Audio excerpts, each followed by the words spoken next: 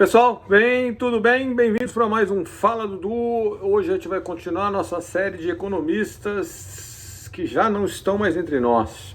James Mead, economista britânico nascido no começo do século XX. Trabalhou com Keynes ali nos problemas econômicos, né, na Inglaterra, no pós-guerra, depois da Segunda Guerra Mundial. Foi professor na London School of Economics, foi professor nos Estados Unidos também. Morreu já velhinho nos anos 90, 1995 ou 96. Bom, James Mead foi um dos caras que contribuiu para a área de economia internacional. Então ele é conhecido como o cara de economia internacional, tá? O primeiro, talvez, grande teorista na área de economia internacional. E são duas contribuições. E ele meio que naquela época, hoje os economistas escrevem muito artigo acadêmico e tal. O Mead escreveu 2 livros.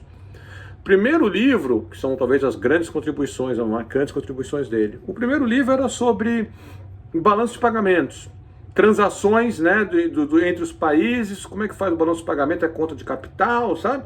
Conta de capital é o dinheiro que entra para investimento no país, o dinheiro do país que sai para investimento lá fora.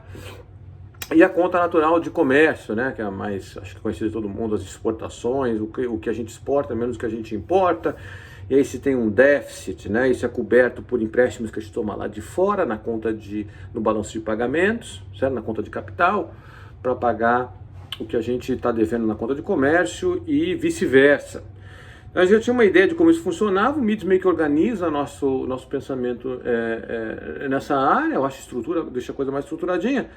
Então, e nesse livro 1, que chama Balanço de Pagamentos, ele vai fazer um ponto importante, que já tinha sido feito antes dele pelo Tinbergen, se eu não me engano, que é, olha, moçada, o governo tem instrumentos de política econômica, e ele estava pensando na política monetária e política fiscal. São as duas políticas, né? A política de gasto e tributação, que é a fiscal, e a política monetária, que é o que fazer com juros, ou se não é os juros, é a quantidade de moeda, quanto que eu imprimo ou não, e também a interação disso daí com a taxa de câmbio. E o Mead é o primeiro cara, acho que colocado de uma maneira clara e sistemática, fala assim, olha, eu tenho 2 instrumentos para 2 objetivos. Então eu tenho 2 objetivos. Um objetivo é o pleno emprego, a economia funcionando no seu potencial, e o Mead achava que isso tinha que ser alcançado através do uso da política fiscal. Não é mais bem assim que a gente pensa hoje, mas essas coisas vão mudando, né, ao longo das décadas, e ele achava que a política monetária vai ser usada para atingir um equilíbrio no balanço de pagamentos. A gente pensa menos assim hoje,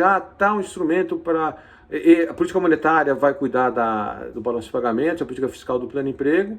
A gente acha que a política monetária e fiscal são importantes para determinar o nível de atividade econômica, e o balanço de pagamentos ele vai se equilibrar, né, através de oscilações da taxa real de câmbio.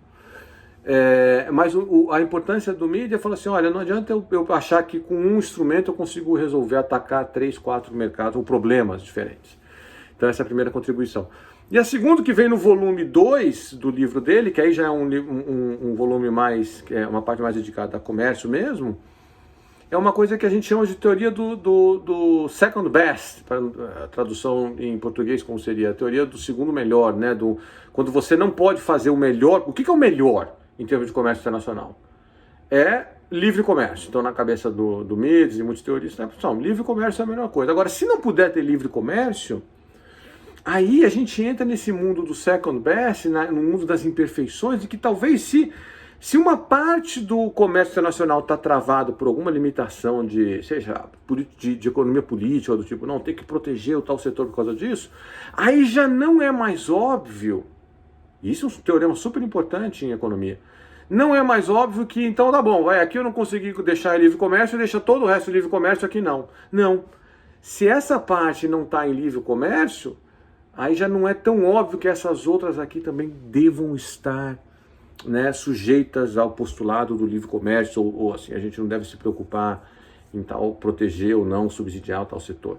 Esse paradigma quebra. O paradigma do livre comércio vale, né, no mundo do que a gente chama de first bet, fala assim, olha, comércio livre em todas as commodities, em todas as áreas, em todos os países.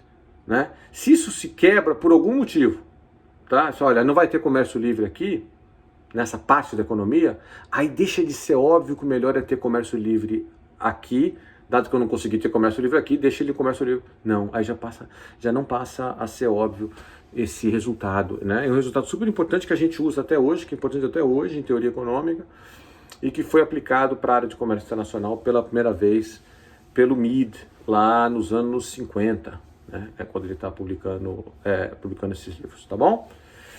Então, até a próxima semana, espero que você esteja curtindo. Logo, logo a gente vai entrar na série de economistas que ainda estão vivos, mas por enquanto estamos falando dos economistas do passado. Tchau, compartilhe o vídeo, esqueci de falar no começo, aperta aí o sininho para você ser relembrado e visita o porquê nas outras redes, nas outras mídias sociais. Até a próxima semana.